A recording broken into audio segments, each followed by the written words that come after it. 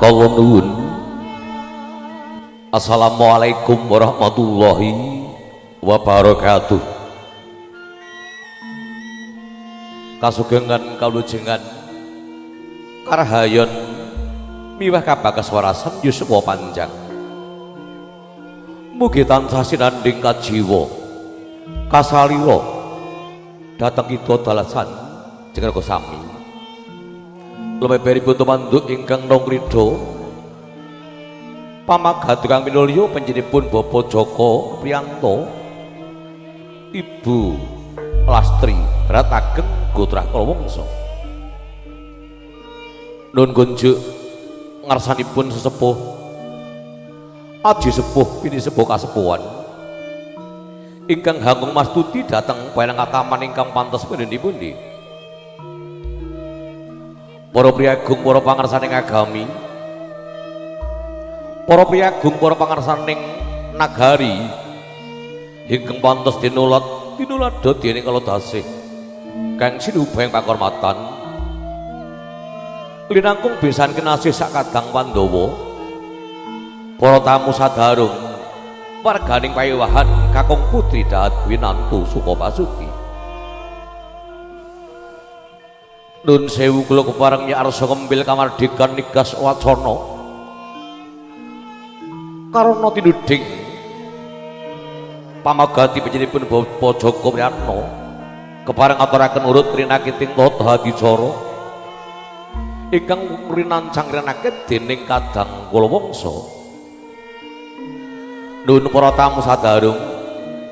linangkung sesepuh aji sepuh mini sepuh kasepuhan kula dherekaken manungku mangun puja hastawa puji hastuti kunjuk asa dalem Gusti Yang Manon karana agung barokah saha rahmat ingkang sampurna mentah dhateng kita dalasan jeneng sami kacehna kita saged lenggah kanthi kebar kabagyan pinangka paseksen Bapak Joko Priyanto kinipun kepareng anggelar adeging rejang tali dharma kanthi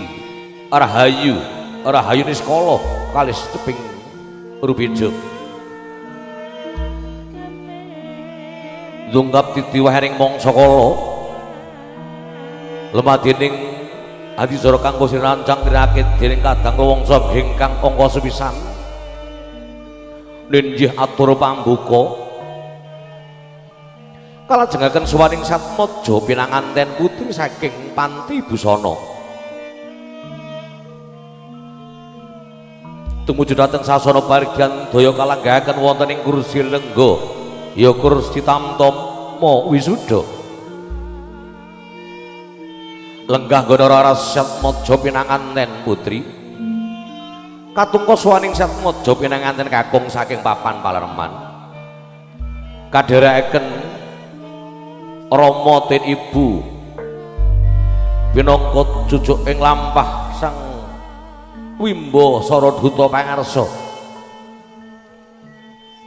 arsa tumuju dhateng sasana barigyan ing mangke kandhek sawetawis wonten madyaning iwahan agung daya kaadanan lumadening hadicara pasah panampi dening paranmara ingkang miniji wonten ingkang kepareng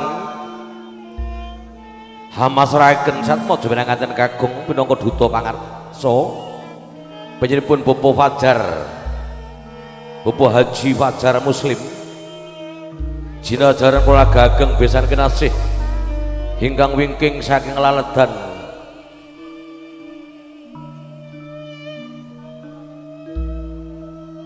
Goblok Teter Simo Boyolali paripurna pasak manampi dening paran miji ing mangkih tanggap sasmita katampi panjenenganipun Bapak Sriyono Eksos jinajaran panjenenganipun Bapak Ubaid Mahandi sarjana teknik saha panjenenganipun Bapak Suranto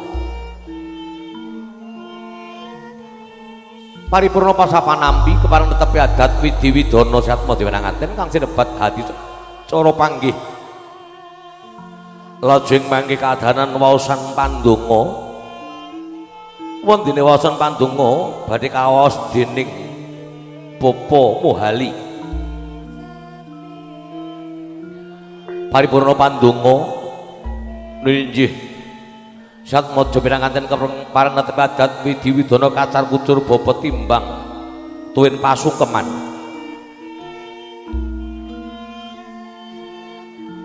Wondene ingkang kepareng marintesaken pasungkeman ing mangkih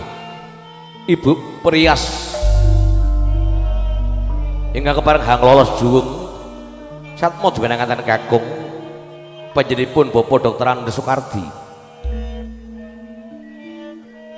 Hanyarengi kadang pramosaji wonten ing basa pangrawit jaga kati kadang pameti budaya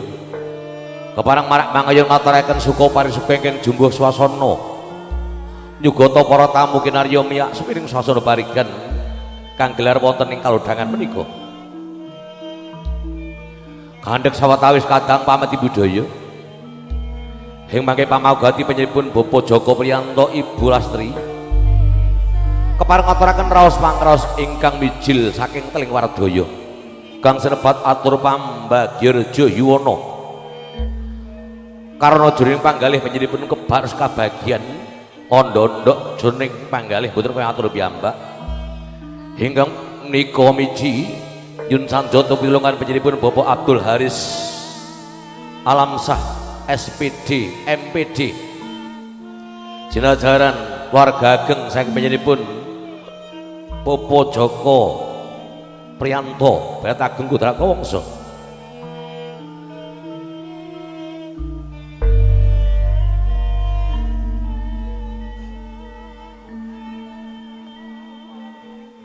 Wonten tunggap Titi Laksana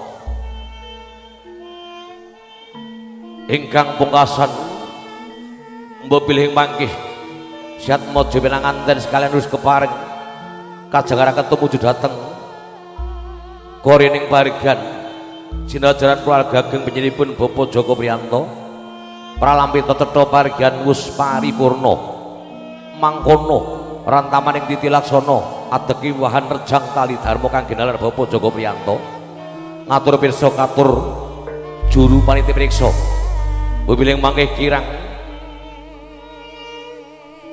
wonten adicara ingkang tasih kecicir kepareng paring cecala dhateng pambyara